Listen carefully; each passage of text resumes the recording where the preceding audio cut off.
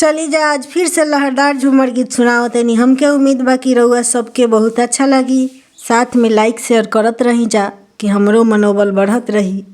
और सब्सक्राइब कइल तो बिल्कुल मत भूलें कि जब भी हम नया वीडियो अपलोड करम तो सबसे पहले नोटिफिकेशन रउआ सबके मिली। का हो सुना दी? हाँ सुनाई ला तो बैठल बनी। तो चलो सुनाओ तनी। सुनाई। कोठा के ऊपर कोठारी ओई में पियावा बोलावे सुंदर अइबू की ना। ओई में पियावा बोलावे सुंदर अइबू की ना। कैसे में आई पिया कोठारी रौरिया बेचारी जगल बड़ी की ना। रौरिया बेचारी जगल बड़ी की ना।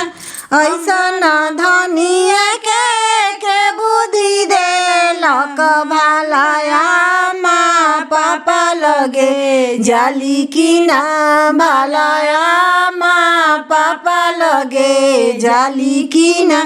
कोठा के ऊपर कोठरी ओई में पियावा बोलावे सुंदर अइबू की ना।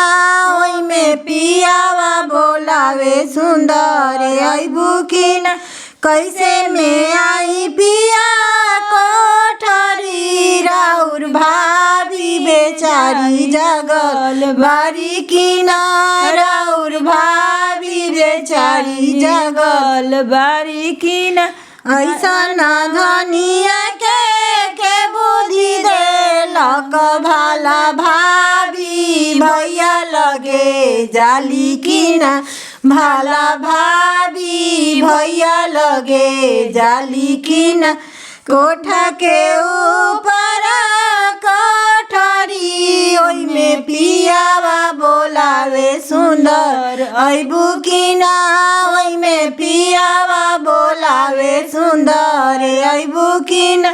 कैसे में आई पिया कोठरी राउर दीदी बेचारी जगल बारी की ना। राउर दीदी बेचारी जगल बारी की ना। ऐसा न धनिया के बुद्धि दे लक भला दीदी जीजा लगे जाली की ना। भला दीदी जीजा लगे जाली की ना। ऐसा न धनिया के बुद्धि दे लक भला दीदी जीजा लगे जाली की ना। भला दीदी जीजा लगे जाली की ना।